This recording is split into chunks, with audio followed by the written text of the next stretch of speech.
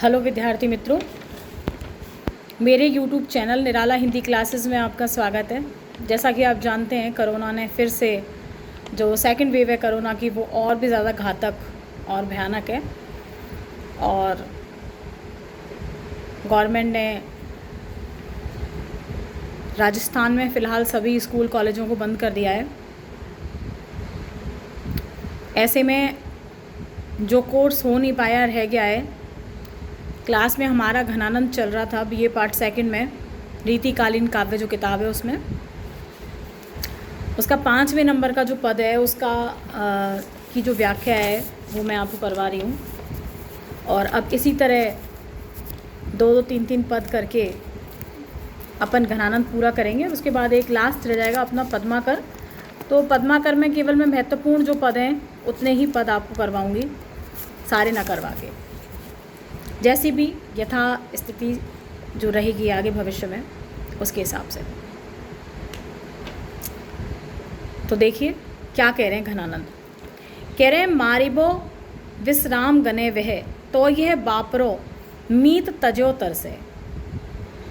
मीत मतलब प्रियजन की बात हो रही है, तजो मतलब जिसने त्याग दिया, तरसे मतलब व्याकुल रहता है, वियुक्त होने पर। बापरो मतलब बेचारा, विश्राम मतलब विश्राम की बात हो रही है, मारिबो मतलब मरने की बात हो रही है, मर करके। उदाहरण के माध्यम से अपनी बात को स्पष्ट करने का प्रयास कर रहे हैं कि मछली को उसका जो प्रिय स्नेही जल जब त्याग देता है तो वह मरकर क्या कर लेती है, उसे शांति प्राप्त हो जाती है, उसे शांति मिल जाती है। पर मेरे बेचारे मन को प्रियतमा सुजान के द्वारा त्यागने पर वह केवल कैसा रहता है, तरसता रहता है, अर्थात व्याकुल बना रहता है। वह रूप छटाना सहारी सके, यह तेज तबे चितवे बरसे।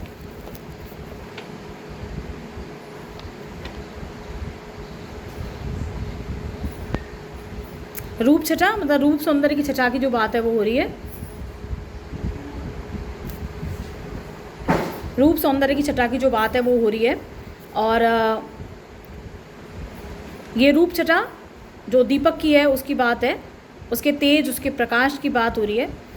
तो जो घनानंद है वो ये कह रहे हैं कि पतंगा जो है दीपक की सौंदर्य छटा को संभाल नहीं पाता और उस पर जलकर मर जाता है। कह रहे हैं, परंतु मेरा जो मन है वह तो अपने प्रिय जन से वियुक्त होने पर उसकी रूप की जो कांति है उसमें जलता ही रहता है, अर्थात जो कष्ट है वो उसको मिलता ही रहता है। उसके बाद कह रहे हैं आगे, बिछुरे मिले मीन पतंग दशा कहा मो जिए की गति को परसे।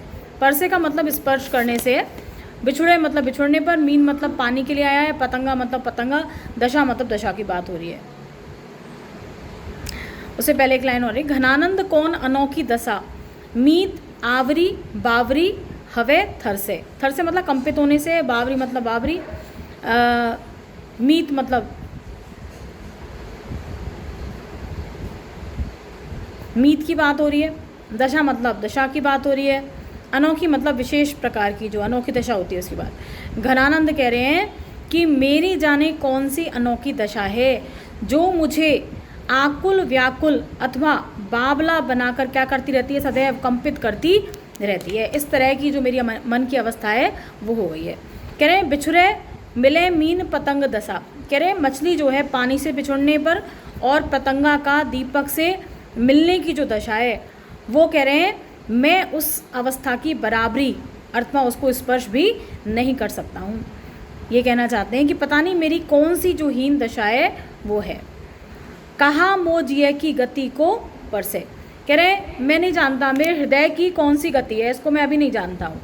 इस तरह से जो घनानंद हैं वो ये बताना चाहते हैं कि उनकी जो अवस्था है, उनके जो हृदय की अवस्था है वो सिर्फ जल रहे हैं, व्याकुल हैं, लेकिन उसे वास्तविकता जो है विरह की, उसका वो आभास कर रहे हैं, जबकि मछली और पतंगा इससे बिल्कुल अनजान हैं और वो अपने प्राणों को त्याग देते हैं। धन्यवाद। दूसरा पद देखते हैं, यानी 6ठे नंबर का पद। घनानंद का। अभी हमने 5वां किया था, अगली बात कर रहे हैं। कह रहे हैं अंतर उद्वेग दाह आँखिन प्रवाह आंसू। जो घनानंद है वो विरह की विचित्र दशा का चित्रण करते हुए इस बात को कह रहे हैं। अंतर मतलब हृदय, उद्वेग दाह मतलब उद्वेग की जलन। कह रहे हैं कि इस दशा में हृदय में उद्वेग की जलन होती है और आँखिन प्रवाह आंसू, और आँखों से आंसुओं का प्रवाह निरंतर बहता रहता है, अर्थात निरंतर अश्रुपात होता रहता है।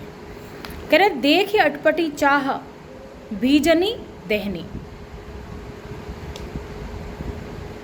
दहनी मतलब जलना, भीजनी मतलब भीगना, अटपटी मतलब विचित्र प्रकार की, अनोखी, कुछ भी कह सकते हैं आप। कह रहे हैं इस प्रकार एक साथ जलने और भीगने की अटपटी स्थिति का साक्षात्कार हो जाता है। कह रहे हैं इस तरह से ये विचित्र अवस्था जो है इसको जो है भोगना होता है। सोएबो न जागेबो हो, हंसिबो न रोएबो। कह रहे हैं कि विरह की इस अवस्था में ना तो क्या होता है, सोएबो मतलब ना तो नींद आती है, जागेबो ना ही ढंग से क्या होता है जागा जाता है, ना ही ढंग से हंसा जाता है और ना ही रोया जाता है, अर्थात कोई भी काम यथा स्थिति जो है नहीं हो पाता, एक विचित्र अवस्था रहती है। खोए खोए आप ही में चेटक लहनी है। चेटक मतलब जादू। कहने बहुत ही एक विशेष प्रकार का जो जादू है वो यहाँ बना रहता है, एक विलक्षण जादू जो है बना रहता है प्रेम में, जिसके कारण क्या रहता है कि प्रेम करने वाला अपने आप में खोकर स्वयं से ही क्या बन जाता है, अनजान बन जाता है। ऐसी विचित्र स्थिति पैदा हो जाती है। कह रहे जान प्यारे प्राणनि बसत में पै घन आनंद। घन आनंद इस बात को कह रहे हैं कि हे प्रिय, जान मतलब सुजान, तुम मेरे प्राणों में आनंद के बादल बनकर बसते हो, अर्थात तुम मेरे हृदय में निवास करती हो। विरह विषम दशा मूक लो कहनी है। कहनी है मतलब प्रकट करने की बात हो रही है। विषम मतलब विषम अवस्था है विरह की। मूक मतलब गूंगे के समान। कह रहे हैं परंतु मैं अपने विरह की विषम दशा को गूंगे के समान प्रकट करता हूँ, अर्थात कहता भी हूँ और ढंग से समझा भी नहीं पाता, ऐसी अवस्था है। यानी विरह को झेल रहे हैं लेकिन उसको स्पष्ट रूप से किसी को समझा नहीं सकते, ऐसी अवस्था है विरह। जीवन मरण जीव मीच, मीच मतलब मृत्यु, बिना बन्यो आए। कह रहे हैं कि ऐसी दिशा में जीव के बिना जीवन और मृत्यु के बिना मरण की जो व्यवस्था है वो मेरे सामने आ गई है। ये कैसी विचित्र स्थिति है। हाय कौन विधि रची नेही की रहनी है। कह रहे हैं कि हाय प्रेम की रहनी, अर्थात ये कहना चाहते हैं कि जीवन दशा जो है, रहनी मतलब जीवन दशा का जो ढंग न जाने कैसा है या कैसा रचा गया है, जिसमें क्या है कि प्रियतम के बिना चैन भी नहीं आता, व्याकुलता भी रहती है और वेदना भी निरंतर सहन करनी पड़ती है। इस तरह से उन्होंने प्रेम की बहुत ही विषम विचित्र जो व्याकुलता है उसका चित्रण घनानंद ने अपने पद में किया है। यदि विशेष की बात करी जाए तो जो श्रृंगार का विरह पक्ष है उसका निरूपण है, वेदना का अभिव्यक्तिकरण किया गया है, अनन्य प्रेम जो है वो दिखाया गया है और अनुप्रास अलंकार है, साथ में विरोधाभास है, अनुभव भी हो रही है कहीं भी नहीं जा रही है, तो विरोधाभास अलंकार जो है देखने को मिलता है। खोए खोए में पुनरुक्ति प्रकाश अलंकार है। इस तरह से जो है